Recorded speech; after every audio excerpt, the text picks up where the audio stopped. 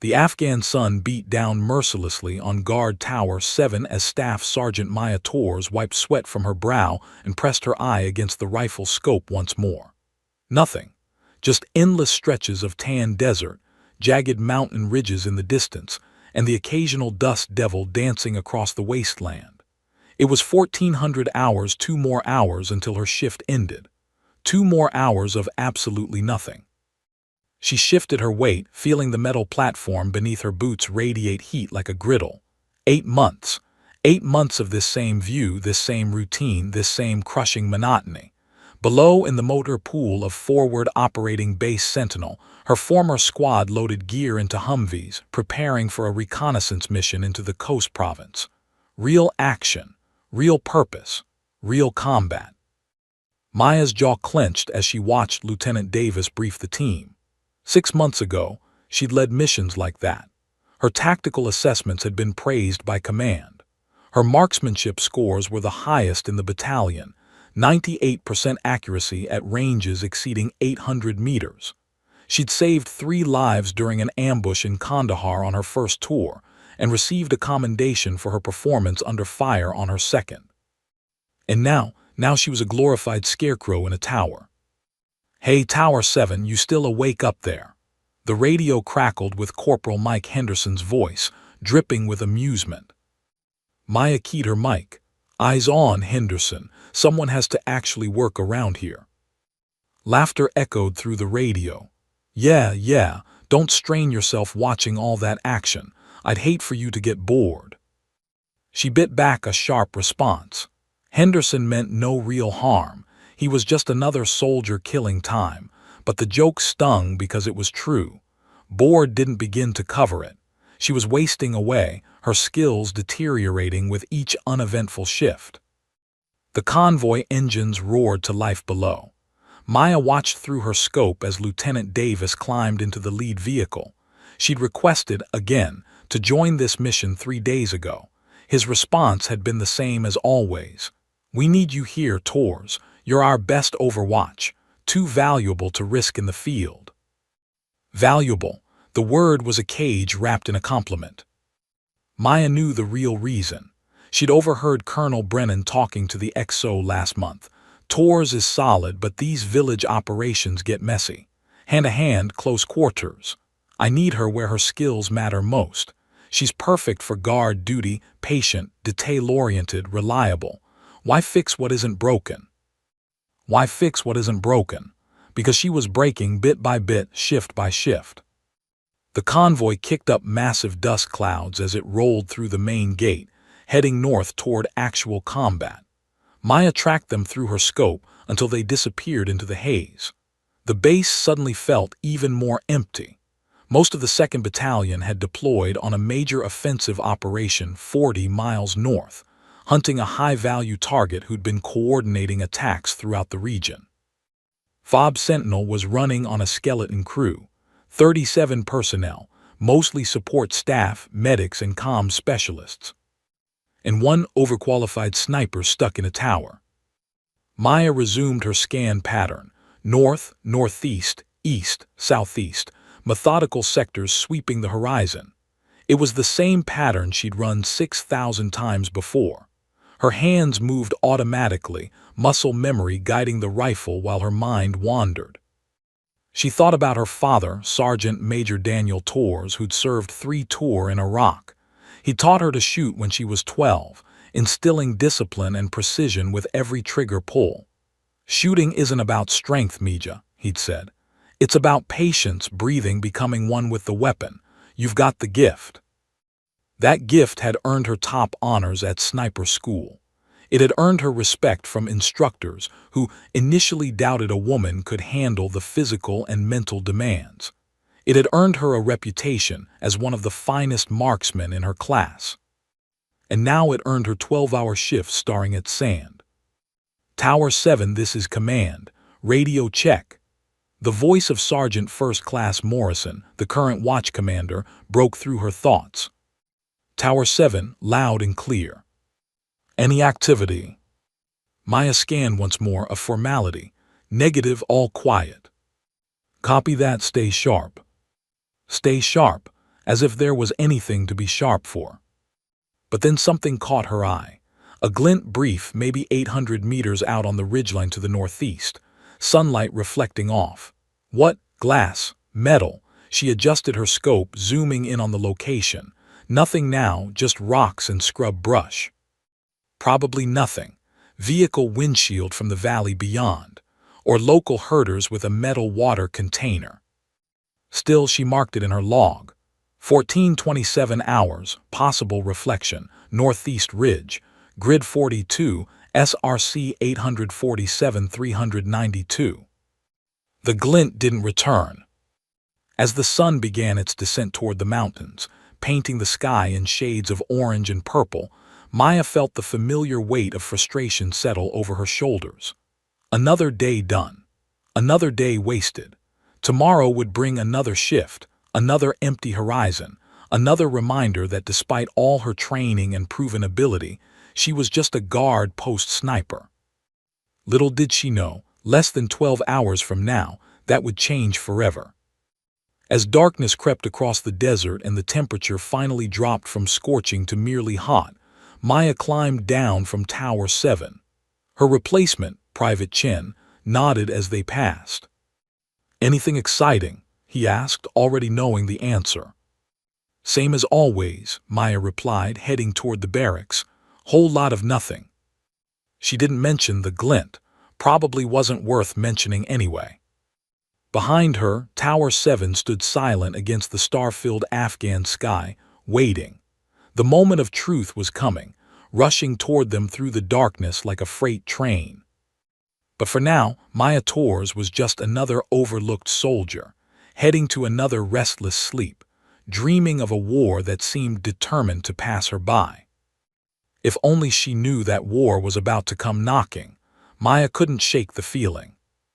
3 days had passed since that brief glint on the ridgeline, and the uneasy sensation in her gut had only intensified.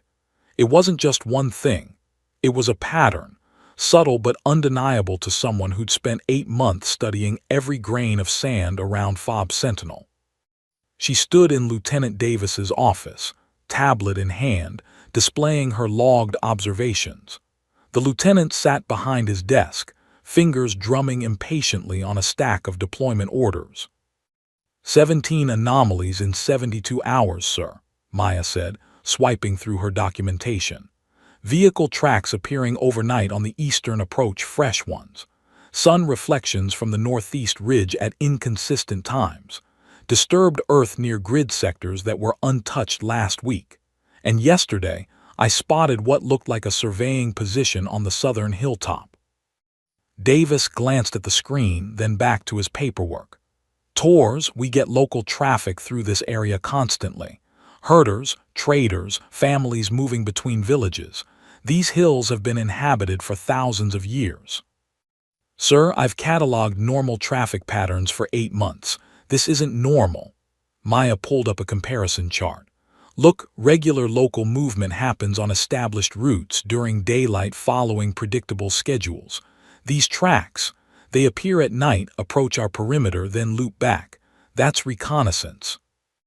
Or it's smugglers avoiding our patrols. Davis leaned back in his chair, sighing. I appreciate your vigilance, Staff Sergeant, but intelligence hasn't flagged any elevated threats in this sector. The real action is up north where our combat teams are engaged. This, he gestured vaguely toward the window. This is quiet country, that's why we're running minimal personnel. Maya's jaw tightened. That's exactly my point, sir. We're vulnerable if someone's been watching. If Davis's tone sharpened. I can't request additional resources or change our alert posture based on tire tracks and sun glints. I need concrete intelligence, intercepted communications, confirmed hostile presence, something actionable. By the time we have that, it might be too late. That's enough. Davis stood, softening his expression slightly. Look, I know guard duty is frustrating. I know you want to be out there with the teams, but I need you focused on real threats, not phantom ones. Log your observations, follow protocol, but don't let paranoia cloud your judgment.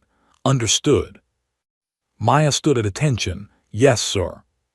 Dismissed. She left the office, frustration burning in her chest. Davis wasn't a bad officer. He was just overworked, understaffed, and focused on the confirmed threat 40 miles north. But Maya's instincts screamed that he was wrong. Back in the communications center, she found Private First Class Tommy Jackson hunched over 3 different monitors, headset askew on his dark hair. At 19, Jackson was the youngest specialist at FOB Sentinel, a tech prodigy who'd enlisted after 2 years of computer science at MIT. Most soldiers treated him like the base IT guy. Maya had discovered he was much more than that. "Tell me you found something," she said quietly, pulling up a chair. Jackson's fingers flew across the keyboard. "Maybe. I pulled satellite imagery from the past week, had to call in a favor from a buddy at Regional Command." He brought up a series of overhead images. "Look here and here. See these heat signatures." Maya leaned closer. Faint thermal readings appeared on the images, clustered in patterns around the base perimeter. "These could be animals," Jackson continued, "but the movement patterns are wrong. Animals don't conduct systematic perimeter surveys. And check this out." He overlaid her logged anomalies onto the satellite images. They matched perfectly. "Your ground observations align with overhead thermal activity. Something's definitely moving out there and it's coordinated. Can you send this to intelligence?" "Already did, 40 minutes ago." Jackson's expression darkened. "Got a response 10 minutes later. They said thermal signatures are inconclusive, probably local wildlife or civilians, and without corroborating signals intelligence, it's not worth escalating." "Of course they did." Maya rubbed her temples. The machine required proof, evidence, certainty, but combat didn't wait for perfect information. "There's something else," Jackson said, lowering his voice. "The convoy that left yesterday, I've been monitoring their comms. They hit heavy resistance 6 hours into the mission. 3 wounded, 1 critical. They're calling for medevac and reinforcements." Maya's stomach dropped. "How many additional personnel are they pulling from here?" "Colonel Brennan authorized a quick reaction force, 12 soldiers leaving in 2 hours. That drops us to 25 active personnel. 25 tours to defend an entire forward operating base." The math was terrifying. A standard FOB required minimum 60 personnel for adequate security. They'd already been running lean at 37. Now they'd be down to 25, most of whom were support staff, medics, cooks, communications specialists, mechanics, combat-trained soldiers, maybe 10. Maybe.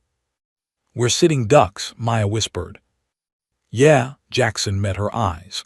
"I believe you, by the way, about something being wrong. I've seen enough data to know when patterns are coincidental and when they're not. This is deliberate." "Then we prepare." "For what? We can't change the deployment orders. Command's focused on the northern offensive." Maya stood, decision crystallizing. "We can't stop the drawdown, but we can be ready. I need you to do something for me. Keep monitoring those thermal signatures. Log everything. If they move, I want to know immediately. I'm supposed to end my shift in 20 minutes." "Jackson." Her voice carried the weight of absolute certainty. "I don't know when it's coming, but something is. And when it does, communications might be the only thing keeping us alive. I need you sharp and ready." The young private studied her face, seeing something there that made him nod slowly. "Okay, I'll pull a double shift. Coffee and energy drinks. I'm good for another 12 hours minimum." "Thank you." As Maya headed toward the armory to inspect her equipment, the sun was setting again, painting the Afghan sky in deep purples and reds. Beautiful and ominous. Around the base, soldiers prepared for another quiet night, checking perimeters, running routine patrols, settling into the comfortable assumption that nothing would happen. But Maya Torres knew better. She could feel it in her bones, that predatory awareness that had kept her alive through 2 tours. The enemy was out there, watching, waiting, counting soldiers as they departed, measuring vulnerabilities, planning. That evening she returned to Tower 7 for a voluntary extra shift. As darkness swallowed the desert, she methodically checked her rifle, cleaning, loading, zeroing the scope. She inventoried her ammunition. 8 magazines, 240 rounds total, more than enough for a normal shift. Somehow, she suspected it wouldn't be enough. At 200 hours, Jackson's voice crackled through her radio. Tower 7, I've got movement. Multiple thermal signatures, northeast and southeast sectors, approximately 1 kilometer out. Maya's pulse quickened. How many? Hard to say, at least 15, maybe more there. Tours, they're moving toward the base. She scanned through her scope, switching to thermal imaging. There, heat signatures, human-shaped, advancing in tactical formations. Command needs to know. I already tried. Davis said it's probably a nomadic group setting up camp. He's not authorizing a heightened alert posture without visual confirmation of hostile intent. Maya's hands tightened on her rifle.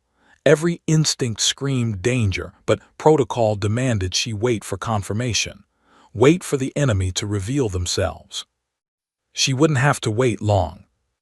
The moment of truth was 4 hours away, rushing toward them through the darkness like a storm. And Maya Tours would be ready. The pre-dawn air was cold enough to see your breath, a brief respite before the Afghan sun turned the world into an oven. Maya stood near the motor pool, watching the quick reaction force load equipment into their vehicles. 12 more soldiers about to leave. 12 more defenders stripped from an already skeletal garrison. Colonel Brennan moved among the troops, his weathered face set in grim determination. The firefight up north had intensified. What was supposed to be a quick strike had turned into a sustained engagement. American forces were winning, but the cost was mounting. They needed reinforcements, and they needed them now. Tours, the colonel's voice cut through the morning bustle. Your senior NCO wants this team deploys. I need you maintaining vigilance on those guard posts. Yes, sir. Maya hesitated, then pushed forward. Sir, about my reports from the past 3 days. I read them. Brennan's tone wasn't dismissive, just exhausted. Under normal circumstances, I'd take them more seriously. But right now, I have 11 wounded soldiers 40 miles north who need help. That's my immediate crisis. You keep watching those hills. Anything concrete develops, you alert Lieutenant Davis immediately. Understood. Understood, sir. It wasn't enough. It would never be enough. But arguing with a colonel during a crisis deployment was career suicide and, more importantly, wouldn't change anything. As the convoy prepared to depart, a lean figure approached Maya, Sergeant First Class Robert Chen, a legendary sniper from the 3rd Ranger Battalion, temporarily attached to the QRF as an advisor. At 42, Chen had more confirmed kills than anyone Maya had ever met, and a reputation for reading battlefields like other people read books. Staff Sergeant Tours, Chen extended his hand. Heard you're the best overwatch this base has. I do my job, Sergeant. Maya shook his hand, surprised by the compliment. More than that, I think. Chen pulled out a tablet showing her logged reports. I review all intelligence before deployments. Your observations over the past 72 hours, that's quality fieldcraft. Most soldiers see what they expect to see. You're seeing what's actually there. Finally, someone who understood. You think I'm right, that something's building out there. Chen studied the eastern ridgeline, eyes narrowed. In Fallujah 2004, I had a feeling like this. 3 days of little things, wrong things. Nobody listened. Then 50 insurgents hit our checkpoint at dawn. He turned back to her. We held, but barely. Lost 4 good soldiers because we weren't prepared for what our instincts already knew was coming. What did you do? After that, I learned to trust the itch between my shoulder blades, the one you've got right now. He pulled out a range card, detailed topographical markings covering it. You know your sectors. Every inch. 8 months of memorizing firing lanes, dead zones, approach routes. Good, because here's what I learned the hard way. When everything falls apart, when communications fail and plans evaporate, the difference between living and dying is knowing your ground better than the enemy knows theirs. Chen marked several points on the card. These positions, if I were planning an assault on this base, these are my staging areas. You watch them closer than anything else. Maya studied the marks. They aligned perfectly with her anomalous observations. "How long have you been stuck on guard duty?" Chen asked. 8 months. 8 months of studying the same terrain. Most snipers would go crazy with boredom. But you, he smiled grimly. You've been preparing, even if you didn't know it. Every shift, every scan, every logged observation.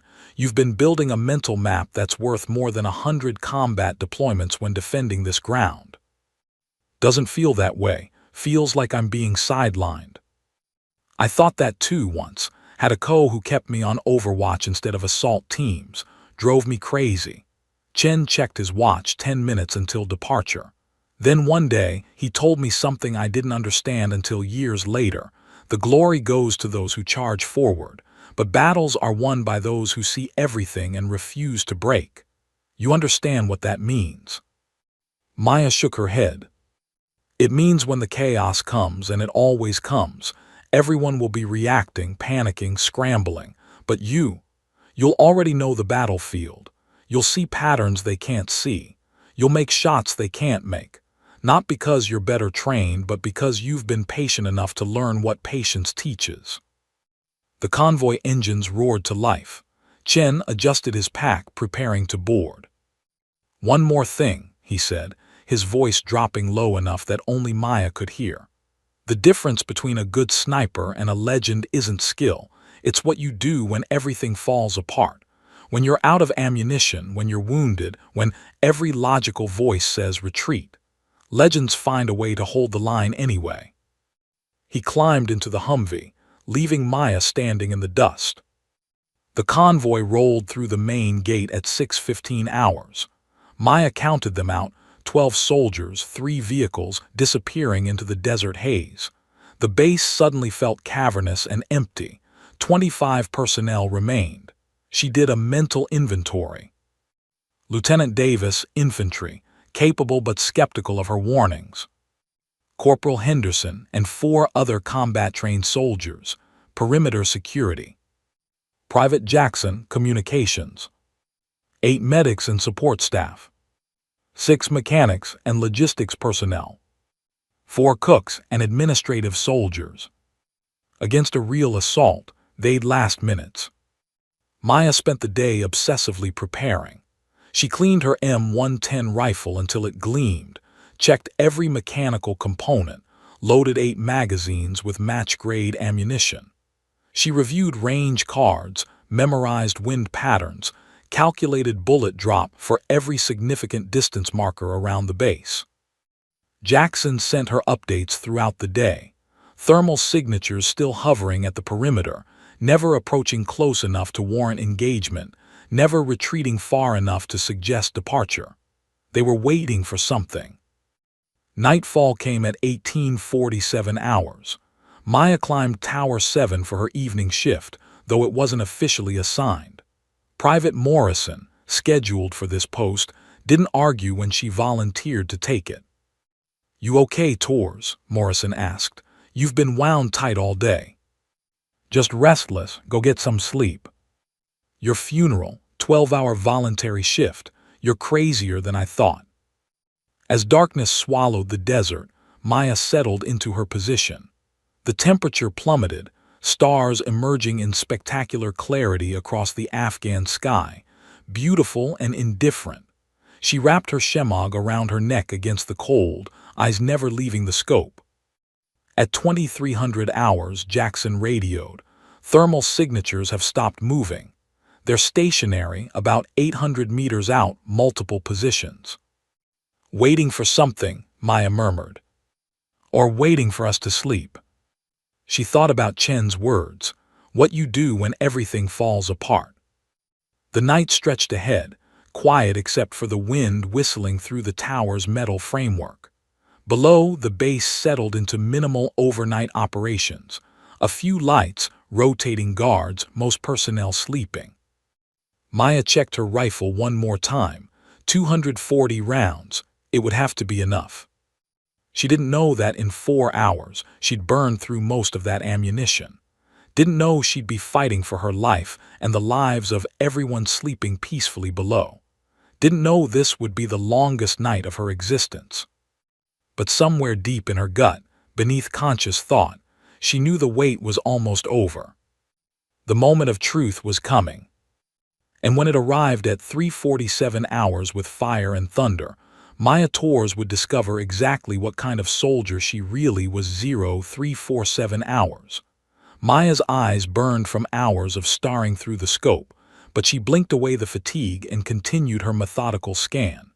Northeast sector, east sector, southeast. A flash of heat signature, then another, then 12 more, all moving simultaneously. Contact, Maya's voice cut through the radio silence. Multiple hostiles, all sectors, 800 meters and closing. The world exploded. 3 massive detonations ripped through the perimeter fence on the eastern side, the concussive waves hitting Maya's tower like a physical blow. The metal framework shuddered violently. Her scope went white with the flash, temporarily blinding her night vision. All personnel, this is Tower 7. We are under attack. I repeat, base is under attack. Maya's training took over, voice steady despite her racing heart. She blinked hard, clearing her vision, and acquired her first target, a figure running through the breach in the fence. She squeezed the trigger. The rifle kicked against her shoulder. The figure dropped. One down, 40 more appeared behind him. Tracer rounds lit up the darkness like deadly fireflies, crisscrossing the compound from multiple directions. This wasn't a probe or a harassment attack. This was a full-scale assault, coordinated and planned with precision. They'd been watching, waiting for exactly this moment, when the base was stripped of its defenders. Tower 7, how many hostiles? Lieutenant Davis's voice cracked through the radio, thick with sleep and shock. At least 40, sir, probably more. Maya fired again, dropping an insurgent carrying an RPG.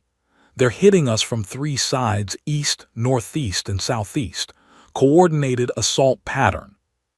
Another explosion, this one inside the compound. The communications building. Maya's stomach clenched.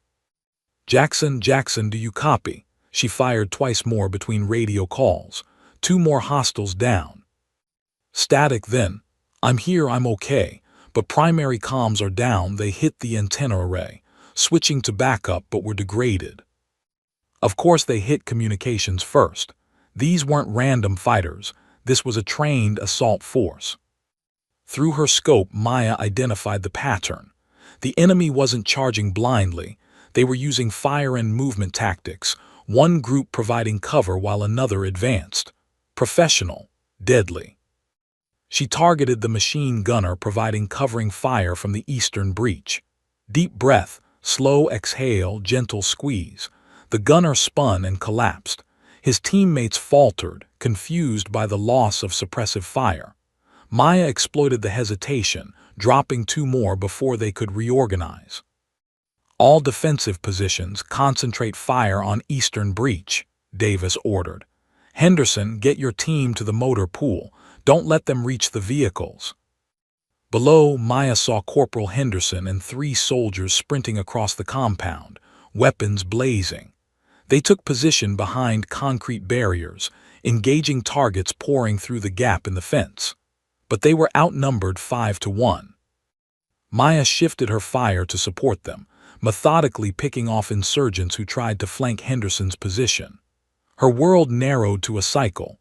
Acquire target, breathe, squeeze, confirm kill, acquire next target. The rifle became an extension of her will, each shot precisely calculated. An RPG streaked across the compound, slamming into the mess hall. The building erupted in flames, lighting up the night. In the hellish glow, Maya could see the full scope of the assault, easily 50 attackers, possibly more in the darkness beyond. Tower 7, northeast sector. Jackson's voice urgent. 10 hostiles moving on the medical station. Maya pivoted, finding the group through her scope. The medical station, where 12 wounded from previous patrols were recovering, unable to fight, if the enemy reached them. She fired rapidly, not her usual careful pace. The first insurgent fell, then the second. The third stumbled but kept moving. She adjusted for his movement, led the shot, fired. He went down hard. But they were too many, moving too fast. 7 remaining fighters were almost at the medical station door. Henderson, Northeast Medical Station, 7 hostiles. Maya emptied her magazine into the group, dropping 3 more, but the remaining 4 reached the building. On it, Henderson's team redirected fire, tracers tearing into the medical station's exterior. Maya reloaded with practiced speed. 2 seconds, magazine out, fresh mag in, bolt release, back on target. Through a window, she saw muzzle flashes inside the medical station. Close quarters combat. She couldn't help them there. She had to trust Henderson's team to handle it while she controlled the larger battlefield. Tower 7, this is command. What's your ammunition status? Davis asked. Maya did quick math. She'd burned through 3 magazines in 6 minutes. 100 rounds gone. 5 mags remaining. I'm rationing shots, but sir, they keep coming. Conserve ammunition. Help is coming, but QRF is 90 minutes out minimum. 90 minutes, an eternity. Another explosion rocked the compound. The fuel depot on the western perimeter, smaller tanks secondary targets.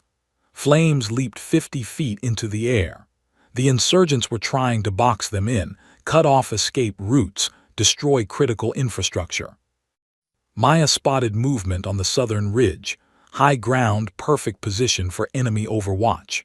Through her scope, she saw him, an enemy sniper, setting up a Dragunov rifle, preparing to rain hell on the defending soldiers. It was an impossible shot. 700 meters, elevated position, darkness broken only by firelight creating inconsistent shadows. Wind gusting from the northwest at approximately 12 miles per hour. The target was partially concealed behind rocks. But Maya had studied these hills for 8 months. She knew the wind patterns, the bullet drop, the exact distance to that ridge. She'd logged it in her range card. Grid 42, SRC 847-392. The same position where she'd seen that glint 3 days ago. They'd been surveying firing positions.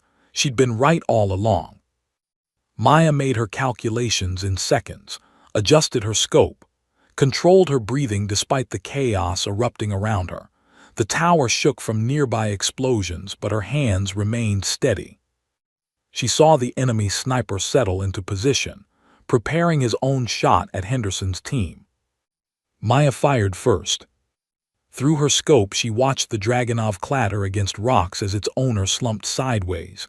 700 meters, 1 shot, perfect. Enemy sniper down, southern ridge, she reported, already scanning for the next threat. Good kill, Tors, keep them off our backs. The battle raged for another 20 minutes, an eternity compressed into moments of crystal-clear violence. Maya fired 67 rounds during that span, each one counting, each one necessary. She identified squad leaders by their movements and eliminated them, disrupting enemy coordination. She protected friendly positions when they were about to be overrun. She called out threats that ground forces couldn't see. Her arm throbbed where shrapnel from a near-miss explosion had sliced through her uniform. Blood soaked her sleeve, but she ignored it. Pain was irrelevant. Only the mission mattered. At 4:23 hours, the attack intensified. A technical truck, a pickup with a mounted machine gun, raced through the eastern breach, its gunner spraying wildfire across the compound. Technical eastern approach, Maya shouted, engaging. She killed the gunner, but the truck kept coming, driver hunched low. She fired at the engine block, trying to disable it. Sparks flew from the hood, but it didn't stop. The technical smashed through a barrier, heading straight for the command center where Lieutenant Davis coordinated the defense. Maya switched targets to the driver, A harder shot through the windshield, but necessary. She fired 3 rapid shots. The windshield spiderwebbed. The truck swerved violently, clipping a concrete barrier and flipping onto its side. It skidded 20 feet before stopping, fuel leaking from ruptured tanks. Henderson's team hit it with incendiary rounds. The technical exploded in a fireball. "Nice shooting, Tower 7, Henderson gasped over the radio. But Maya barely heard him. Through her scope, she'd spotted something that made her blood run cold. In the darkness beyond the flames, beyond the immediate assault force, she saw them. More heat signatures. At least 20 additional fighters holding back, waiting. This wasn't the main assault. It was just the first wave. "Command, be advised. Enemy reinforcements standing by, approximately 1 kilometer east. 20+ hostiles." Lieutenant Davis's response was strained. "Copy that. Ammo situation is critical across all positions. We can't sustain this rate of fire." Maya checked her own ammunition. 2 magazines left, 48 rounds. The sun wouldn't rise for another 2 hours. The quick reaction force was at least 70 minutes away. They were running out of time, ammunition and options. But as Maya pressed her eye back to the scope and found her next target, she realized something. This was exactly what Chen had meant. This was the moment when everything fell apart. And she would be damned if she'd break now. The long night had only just begun. 0445 hours. Maya's shoulder was a mass of bruises from continuous recoil. Her right hand cramped around the rifle grip. The wound on her arm had stopped bleeding but throbbed with each heartbeat. None of it mattered. The second wave hit at 5:05 hours. 20 insurgents poured through multiple breach points, forcing the defenders to split their already thin fire. Maya prioritized targets with ruthless efficiency. Anyone carrying explosives died first, then machine gunners, then squad leaders identifiable by their tactical positioning. "Tower 7, we've got movement on the western perimeter." Corporal Henderson's voice was ragged with exhaustion. 3 hostiles with satchel charges heading for the armory. Maya swung her rifle west, finding the target sprinting through shadows. The armory, if they reached it, the entire base would become a crater. She led the first runner by 2 feet, accounting for his speed and the crosswind. Fired. He tumbled forward, the satchel charge spilling from his hands. The other 2 scattered, taking cover behind a destroyed Humvee. Smart. They knew someone was watching. "Jackson, I need eyes on the western armory approach. Can you get me thermal on screen?" "Stand by." The sound of rapid typing came through the radio. "Got it. Sending to your secondary display." A small screen mounted on Maya's scope lit up with thermal imaging from the base's remaining security cameras. She saw the 2 insurgents clearly now, crouched behind the vehicle, waiting for an opportunity. Maya studied their position, calculating angles. The Humvee provided solid cover from her direct line of fire, but Chen's words echoed in her mind, "Knowing your ground better than the enemy knows theirs." She'd logged every vehicle position, every structure, every reflection angle in this compound. The Humvee's side mirror, she could see it in her mind, positioned at exactly the right angle. "This is insane," she muttered, then adjusted her aim. She fired at the mirror. The bullet struck the reflective surface and ricocheted at a sharp angle, catching one insurgent in the shoulder. He stumbled from cover, screaming. Maya's second shot ended the scream. His partner broke and ran. He made it 3 steps before her third shot dropped him. "How the hell did you make that shot?" Henderson sounded stunned. 8 months of starring at the same scenery. You learned the angles. Maya was already scanning for the next threat. "Status report all positions." The responses came in, painting a grim picture. Henderson's team was down to 2 men. 1 killed, 1 critically wounded. The medical station had held, but barely, with 4 insurgents dead inside and 2 medics injured in the close quarters fighting. Ammunition was at 30% across all positions. and Maya was down to her last magazine, 15 rounds. She'd fired 193 rounds in just under 2 hours. Every shot necessary. Every shot counted. But mathematics were unforgiving. She couldn't hold out much longer at this rate. "Jackson, tell me you've reached higher command." "Negative. The backup antenna took damage in that last mortar barrage. I'm trying to jury-rig a solution, but—" His voice cracked with frustration. "I'm a computer guy, Tors, not a miracle worker." "You've kept us connected this long. That makes you a miracle worker in my book. Keep trying." The insurgents adapted their tactics as the night wore on. They stopped charging in massed groups, instead using suppressive fire and careful movement. Whoever commanded this assault force was learning from his losses, becoming more cautious. That caution gave Maya an opportunity. At 5:47 hours she spotted him, a figure hanging back from the fighting, using hand signals to direct other fighters. The commander. He stayed in cover, smart enough not to expose himself. But he had to communicate, and communication required visibility of his troops. Maya watched patiently, ignoring other targets, waiting for the moment she knew would come. Patience, the most important skill any sniper possessed. There, the commander moved to a new position, transitioning between cover points. 3 seconds of exposure. Maya tracked him smoothly, leading his movement. 600 meters. Moderate wind. She exhaled slowly and fired. The commander crumpled mid-stride. The effect was immediate. The coordinated assault pattern fractured. Fighters began calling out to each other, confusion replacing discipline. They just lost their leadership, and everyone on that battlefield knew it. "Good kill, Tower 7, Lieutenant Davis shouted. "Their coordination is falling apart. Press the advantage." But Maya's advantage was measured in 14 remaining bullets. She made each one count over the next hour. Shots that would have been routine in training became critical decisions.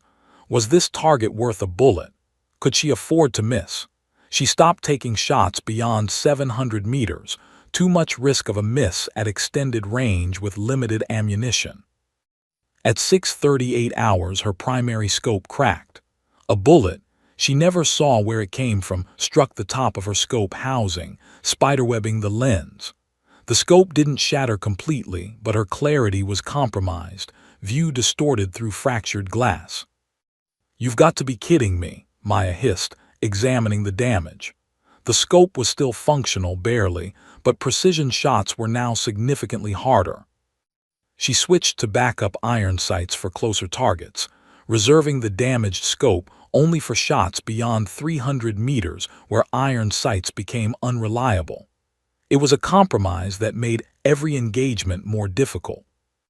Her right arm, already wounded, began trembling from exhaustion and blood loss.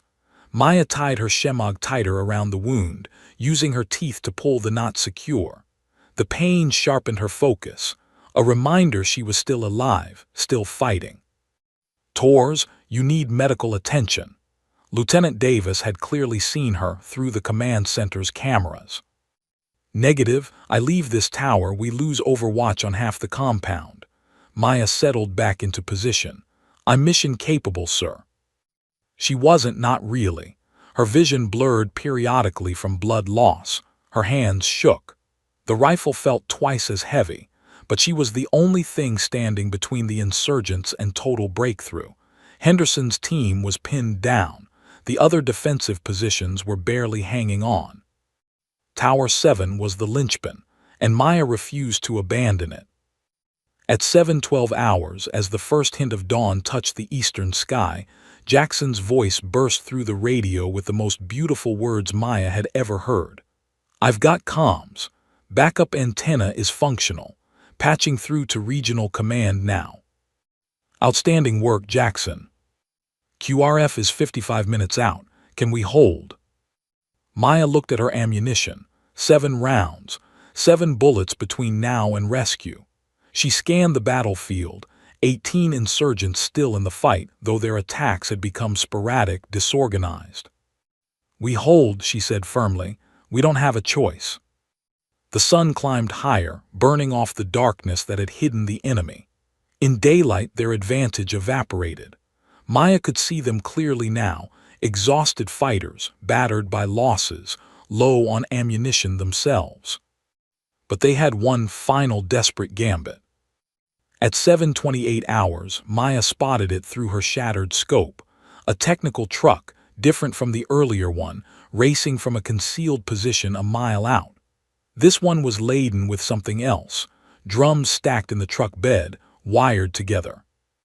A vehicle-borne IED, a massive bomb on wheels, heading straight for the command center at 60 miles per hour. Maya felt ice flood her veins. She had 6 bullets left. The truck was 800 meters out and closing fast. This was it, the moment Chen had warned her about, when everything depended on a single decision, a single shot, and refusing to break mattered more than anything else. Maya chambered her second-to-last round, reserving one final bullet for whatever came after. She had one chance to stop a truck bomb with a damaged scope, a wounded arm, and a body running on nothing but will. The longest night was about to reach its terrible climax. And Maya Torres had never been more ready. 800 meters. The technical truck barreled across the desert floor, dust plumes erupting behind it like the wake of a speedboat. Maya could see the drums in the truck bed, 50-gallon containers, at least 6 of them, wired together with det cord. Hundreds of pounds of explosives. Enough to level half the base. Her mind raced through the mathematics. The truck was moving at approximately 60 miles per hour, 88 feet per second. At current range, her bullet would take roughly 1 second to reach the target. In that second, the truck would travel 88 feet. She had to lead the shot by that distance, accounting for the vehicle's speed, the wind, and the bullet drop over 800 meters. Through her fractured scope, the truck appeared as fragmented images, like looking through a kaleidoscope. Maya blinked hard, trying to piece together a clear picture. Her right arm trembled violently. Blood had soaked through the shemagh again, dripping down her sleeve. "Torres, do you have a shot?" Lieutenant Davis's voice was tight with barely controlled panic. 750 meters. The truck showed no signs of slowing. "Working on it, sir." Maya's voice was calmer than she felt. She couldn't afford panic. Panic meant death. She had 6 bullets. 6 chances to stop a moving target through a damaged scope with a wounded shooting arm. The truck hit a bump, bouncing slightly. Maya tracked it, watching the suspension compress and extend, noting the rhythm of the terrain, predicting movement patterns. This wasn't just about the single moment of firing. It was about reading the entire sequence, seeing 3 seconds into the future. 600 meters. Maya made a decision. She wouldn't aim for the truck's body, too much mass, too much momentum. Even if she hit it, the truck might coast into the base on sheer inertia. She needed to stop the driver.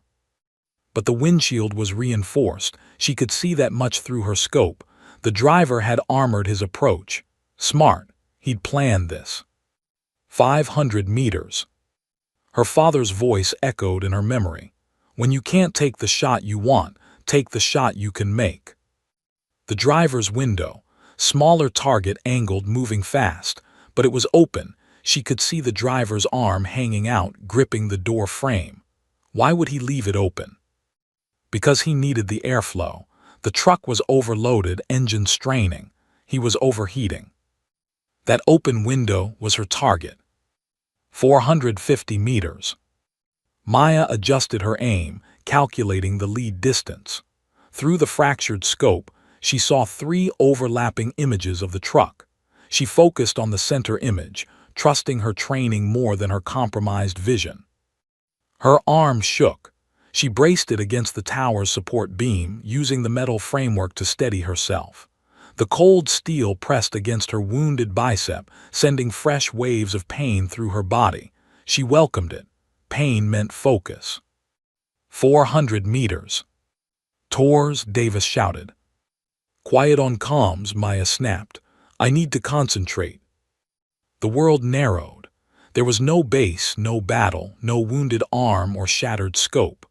There was only the truck, the wind, the mathematics of death traveling at 2,800 feet per second. She controlled her breathing. Slow inhale through the nose, hold for 2 seconds. Slower exhale through the mouth. Her heart rate, spiked by adrenaline and blood loss, gradually steadied. 350 meters. Maya's finger rested on the trigger, applying 3 pounds of pressure to the 5-pound brake point. She tracked the truck smoothly, her rifle moving in sync with the vehicle's path. Lead distance, 90 feet. Windage correction, 2 moa right. Elevation, compensating for 800 meters despite the closing distance because of the extreme angle and speed. 300 meters. The truck hit a patch of rough ground. The driver fought the wheel, the vehicle fishtailing slightly before straightening out. Maya saw her opportunity. The correction had exposed more of the driver's upper body through the window. She led the shot, placing her fractured crosshairs 90 feet ahead of the truck's current position, exactly where the window would be in 1.2 seconds. 275 meters. Time seemed to slow. Maya was aware of everything, the wind shifting slightly, carrying the scent of burning fuel from the compound fires, the sound of her own heartbeat in her ears, the texture of the trigger beneath her finger, the weight of 600 souls depending on this single moment. Chen's words, legends find a way to hold the line. She exhaled halfway and held it. 250 meters. Maya squeezed the trigger with perfect, gradual pressure. The rifle kicked against her shoulder. Through the scope, she watched the bullets trace, a visible line through the dusty air, streaking toward the intercept point she'd calculated. For one eternal second, she didn't know if she'd made the shot. Then the driver's head snapped sideways. The truck swerved violently to the left, no longer under control. It left the road, if the packed dirt could be called a road, and hit a drainage ditch at full speed. The front end dipped sharply. The vehicle became airborne, tumbling forward in a grotesque somersault. Maya tracked it through her scope, already chambering her 5th round in case she needed a follow-up shot. The truck rolled 3 times, drums breaking loose from their moorings, det cords snapping. It came to rest on its side in a ravine 200 meters from the base perimeter. For 3 heartbeats, nothing happened. Then the world turned white. The explosion was massive, a rolling fireball that climbed 300 feet into the dawn sky. The shockwave hit Tower 7 5 seconds later, a physical wall of compressed air that made the entire structure sway. Maya gripped the support beam, riding out the tremor like a sailor in a storm. When the fireball cleared, a crater 50 feet wide marked where the truck had detonated. If it had reached the base, if Maya had missed that shot, nothing would have survived within a 100-meter radius. The command center, the medical station, Henderson's position, all of it would have been obliterated. The radio erupted with voices. Holy Mother of... Tors, did you just... That was impossible. Silence on the net, Lieutenant Davis's command cut through the chatter. Then softer, Tower 7. That was one hell of a shot. Maya didn't respond. She was watching the battlefield through her fractured scope, scanning for the next threat. Her finger remained on the trigger guard, ready. But something had changed. The insurgents, who had been regrouping for another push, had witnessed the truck bomb's destruction. She saw them through thermal imaging, their heat signatures hesitating, conferring. They'd thrown everything at FOB Sentinel, 2 assault waves, a vehicle-borne IED, sustained fire for nearly 4 hours. And still the base stood. Still that lone sniper in Tower 7 picked them apart with impossible shots. At 7:34 hours, the thermal signatures began withdrawing. They're retreating, Jackson reported, voice thick with disbelief. All enemy forces pulling back to the east. Maya counted them through her scope. 18 insurgents, maybe 20, dragging their wounded, disappearing into the hills they'd emerged from. The ones who'd survived were abandoning the attack, recognizing the cost had become too high. They'd broken before she had. Maya safetied her rifle and slumped against the tower wall, 5 bullets remaining in her magazine. Her vision swam. The adrenaline that had sustained her through 4 hours of hell was evaporating, leaving only pain and exhaustion. "QRF is 10 minutes out," Davis reported. "Tor's medical team is coming to your position." "Negative," Maya managed. "Send them to Henderson's position. He's got wounded." "You're wounded too." "I'm still standing. They're not priorities, sir." She heard Davis sigh. "Understood, hold position. Relief is almost here." Maya pressed her forehead against the cool metal of her rifle, allowing herself one moment of weakness. Her hands shook uncontrollably now. Her arm was on fire. She'd lost enough blood that standing required concentration. But she'd held the line. As the sun climbed higher, burning away the last shadows of the longest night, Maya Torres allowed herself a small smile. The moment of truth had come. And she had answered. Maya didn't remember collapsing. One moment she was watching the desert where the insurgents had retreated, and the next she was staring up at a ceiling that swayed like a ship in rough seas. Bright lights, the smell of antiseptic, voices calling out medical terminology she barely understood. "Staff Sergeant Torres, can you hear me?" A face appeared above her, Captain Sarah Mendez, the senior trauma surgeon. "You're in the medical station. You're safe." Safe, the word seemed foreign. "The base," Maya tried to sit up. Pain exploded through her arm and a firm hand pressed her back down. "The base is secure. QRF arrived 8 minutes after you passed out. You held long enough." Mendez worked while she talked, cleaning the shrapnel wound on Maya's arm. "This needs stitches. You've lost a lot of blood. How long have you been fighting on this injury?" Maya's mind was foggy. "Since, maybe 400. It's 8:12 now. You fought for 4 hours with a significant laceration and blood loss." Mendez shook her head in what might have been admiration or disbelief. "You should have been off that tower 2 hours ago." "Couldn't leave," they needed. "We know what they needed. We know what you did." Mendez's voice softened. "Rest now, that's an order." But rest wouldn't come. Every time Maya closed her eyes, she saw the truck barreling toward the base, saw the faces in her scope, heard the thunder of explosions. Her hands wouldn't stop shaking. The morphine they'd given her dulled the physical pain but couldn't touch what was happening in her mind. 2 days passed in a blur of medical checks, debriefings, and enforced rest. Maya learned the full cost of the night's battle. 3 American soldiers killed, 9 wounded, 17 insurgents confirmed dead by her hand alone, with probable kills bringing her total to 42. 42 human beings whose lives she'd ended. The number sat in her stomach like a stone. On the 3rd day, Colonel Brennan visited her bedside. He pulled up a chair, his weathered face showing a mixture of emotions Maya couldn't quite read. "Staff Sergeant Torres," he set a tablet on her bed. "I need you to watch something." The screen showed drone footage from the battle, timestamp running in the corner. Maya watched herself, a distant figure in Tower 7, systematically engaging targets. The footage showed her impossible ricochet shot, the elimination of the enemy commander, and finally, the moment she stopped the truck bomb. The colonel had slowed the footage at that point.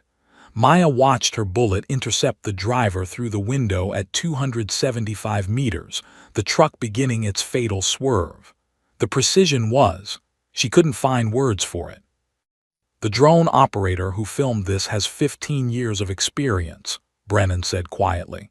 "He told me he's never seen anything like it. The DoD analysts who reviewed the footage said that shot, under those conditions, with damaged equipment while wounded, had less than a 15% probability of success." Maya stared at the frozen image on screen. "I didn't calculate probabilities, sir. I just made the shot that needed making." "I know, that's what makes it remarkable." Brennan leaned forward. "I was wrong about you, Tors. We all were. You weren't too valuable for field operations. You were exactly where you needed to be, and we were too blind to see it." "Sir, let me finish." His voice carried the weight of command and something else, respect. "I've been in this army for 26 years. I've seen heroism, I've seen incredible feats of arms. But what you did," he paused, choosing his words carefully, "you saved 61 lives that night. The base would have been overrun in the first hour without your overwatch. That truck bomb would have killed everyone in the command center. You held a position that should have required a full squad, and you did it with a fractured scope, a wounded arm, and ammunition you rationed like a miser." Maya didn't know what to say. The praise felt disconnected from her experience of the battle, the fear, the desperation, the certainty that each moment might be her last. "I'm recommending you for the Silver Star," Brennan continued. "The paperwork is already in motion. But more than that, I want you to know that every person on this base understands what you did for them." Over the following weeks, as Maya recovered, the full story of that night spread through the military community. Soldiers she barely knew stopped by to thank her. Henderson visited daily, his arm in a sling, bringing her awful coffee and better conversation. "You know what they're calling you," he said one afternoon. "The Guardian of Tower 7 has a nice ring to it." "I was just doing my job." "Bullshit." Henderson's rare profanity made her look up.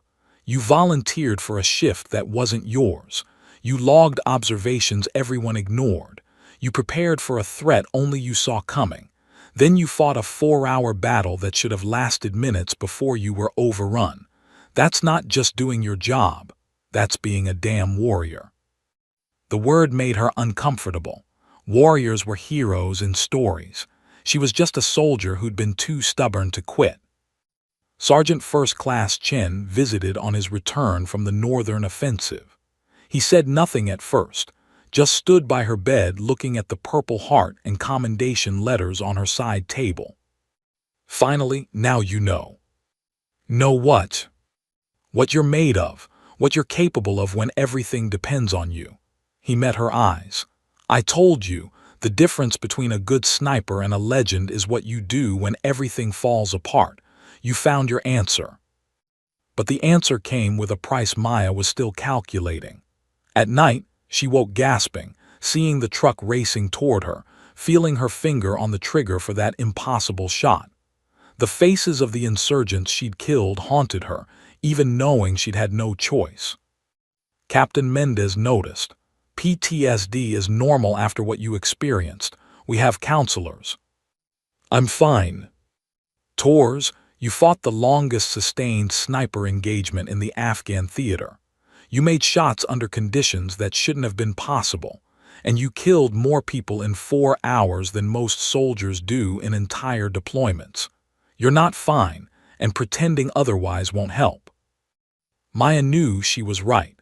But acknowledging the psychological wounds meant confronting what she'd become that night, what the battle had revealed about her capacity for violence, for precision killing, for endurance beyond what should be human.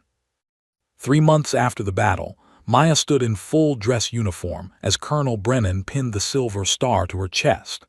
The citation read in part, "For conspicuous gallantry and intrepidity in action against an enemy of the United States. Staff Sergeant Tor's extraordinary heroism and selfless devotion to duty are in keeping with the highest traditions of military service." The words felt like they described someone else, a legend, a hero from a story. Not the scared soldier who'd simply refused to abandon her post. After the ceremony, Maya found herself alone with her medal, staring at the Silver Star in her palm. She'd wanted recognition, wanted to prove she belonged in combat, wanted respect from her peers. She'd gotten all of it. But what she'd really gained was something different, a certainty about herself that no commendation could capture. She knew, with absolute clarity, who she was when tested beyond all reasonable limits. She was someone who held the line. And that knowledge, terrible and empowering in equal measure, would stay with her forever. 6 months after the battle, Staff Sergeant Maya Torres stood in a very different tower, this one at Fort Benning, Georgia, overlooking a pristine training range where new recruits practiced long-distance marksmanship. The Georgia sun was gentler than the Afghan furnace, and the only explosions came from controlled demolition exercises miles away. "Breathe. Let the shot come to you," Maya instructed, watching a young private, couldn't be more than 20, struggle with her breathing rhythm. "Don't force it. The rifle knows when you're tense." The private, Emma Kowalski, nodded and tried again. This time the shot cracked true, punching through the target at 600 meters. "Better," Maya said, "but you're still rushing the follow-through. The shot doesn't end when you pull the trigger. It ends when the bullet impacts. Stay in the scope, watch the hit, then assess." She'd been assigned to the Army Marksmanship Unit as a senior instructor 3 months ago.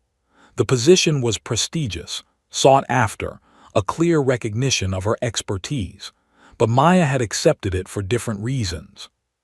5 women stood on the range that morning, among 20 total recruits in the advanced sniper course. When Maya had gone through this training, she'd been one of 2 women in her class. The other had washed out after week 3, leaving Maya to endure alone the doubts, the subtle dismissals, the assumption that she'd gotten there through lowered standards rather than merit. She'd sworn then that if she ever had the chance, she'd make the path easier for those who followed. "Instructor Torres," Private Kowalski approached after the range session ended, "can I ask you something?" "Go ahead." "Some of the guys in the class, they say women don't have the upper body strength for sustained operations, that we're fine for range shooting but can't handle the physical demands of real deployment." The private's jaw was set, but Maya heard the uncertainty beneath. "Is that true?" Maya was quiet for a moment, choosing her words carefully. "In Afghanistan, I held a guard tower position for 4 hours under sustained enemy assault. I fired 193 rounds with a rifle that weighs 17 pounds, through a fractured scope, with a shrapnel wound in my shooting arm. I made shots at ranges up to 800 meters while the tower shook from explosions. And when the moment came that everything depended on one impossible shot, I made it." She met Kowalski's eyes directly. "Your body will do what your mind demands of it if you train it properly and refuse to accept limitations other people try to place on you. The only question that matters is this: when the moment comes, will you hold the line?" Kowalski straightened. "Yes, instructor." "Then prove it tomorrow on the range. Show them what you're capable of." After the recruits dispersed, Maya sat in her office reviewing training scores. Letters covered one corner of her desk, correspondence from the soldiers she'd saved that night. Private Jackson had made sergeant and was now stationed in Germany, still working communications but with a newfound confidence. Corporal Henderson had recovered from his wounds and sent updates every few weeks, usually accompanied by terrible jokes. Lieutenant Davis had written the most surprising letter. In it, he'd apologized for dismissing her warnings, acknowledged his failure to recognize the threat, and most importantly, had become an outspoken advocate for qualified women receiving combat opportunities without prejudice. He'd cited her case in 3 different training seminars for junior officers. Even Colonel Brennan wrote periodically, keeping her informed about changes at FOB Sentinel. The base had been reinforced, security protocols revised, and he'd noted with what Maya imagined was a wry smile. Guard duty was now recognized as a critical position requiring top-tier personnel. But the letter that meant the most sat in a frame on her desk. It was from Sergeant First Class Chen, written in his characteristically sparse style. "Torres, you asked me once what separates legends from good soldiers. You have your answer now. But here's what I didn't tell you. The hardest part isn't becoming a legend, it's living with what that required of you. Use it, turn those 4 hours into something that lasts beyond citations and ceremony. Make them count for the next generation. You know the way now, show them. Maya read it at least once a week, drawing strength from the simple directive, make it count. 3 weeks later, Maya received orders for temporary duty, a brief return to Afghanistan for a training assessment mission. The itinerary included FOB Sentinel. She almost requested a schedule change, almost. But she'd learned something during those dark months of recovery, working through nightmares and survivor's guilt with the patient help of counselors. You couldn't heal from what you refused to face. Tower 7 stood exactly as she remembered it, bullet scars still pocking the metal framework, the platform where she'd bled and fought and refused to break. Someone had mounted a small plaque. Tower 7, defended by SSGM Tours, April 2025. Maya climbed the ladder slowly, each rung familiar beneath her hands. At the top, she stood where she'd stood that night, looking out over terrain she'd memorized through 8 months of monotonous guard duty. The desert was quiet, peaceful even. It was hard to imagine the hell that had erupted here. I wondered if you'd come back. Maya turned to find a new base commander, Colonel Patricia Reeves, climbing up to join her. Wanted to see it one more time, ma'am. Reeves nodded, looking out over the same view. I read the after-action reports, all of them. The tactical analysis, the drone footage, the witness statements. You know what struck me most? Ma'am, you'd logged 17 separate observations in the 3 days before the attack. Detailed, thorough, exactly the kind of intelligence work we train soldiers to do, and everyone dismissed it. Reeves's voice carried an edge. We almost lost this base because qualified warnings were ignored. That doesn't happen anymore. Not here. Every observation gets taken seriously now, regardless of who makes it.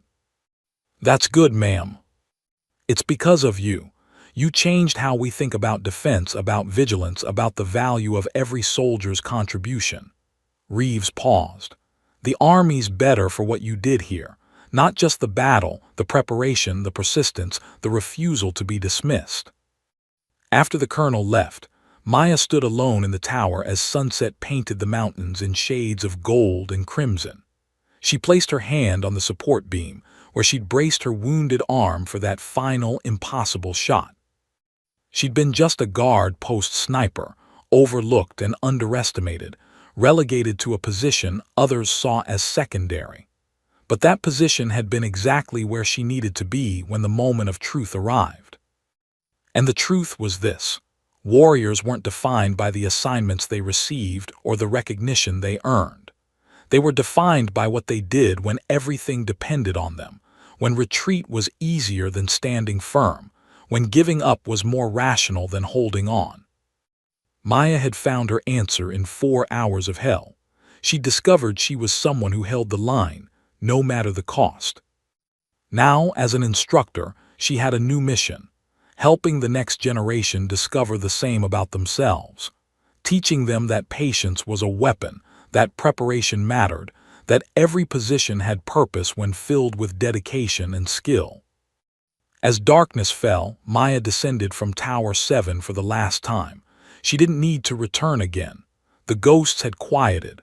The nightmares had faded to manageable memories. The psychological wounds were healing, slowly but steadily. She'd been only a guard post sniper, until the moment of truth arrived and revealed what she'd been all along. A guardian, a warrior, a legend. But more importantly, someone who would ensure that the soldiers who came after her never had to fight as alone as she had. Someone who would listen to their warnings, validate their observations, and give them the opportunities to prove themselves before crisis demanded it. Walking away from Tower 7, Maya Tours carried no regrets, only purpose. The battle had ended 6 months ago. But her war, the one to make the Army better, more inclusive, more prepared, was just beginning. And this time, she had an entire generation of warriors ready to stand with her.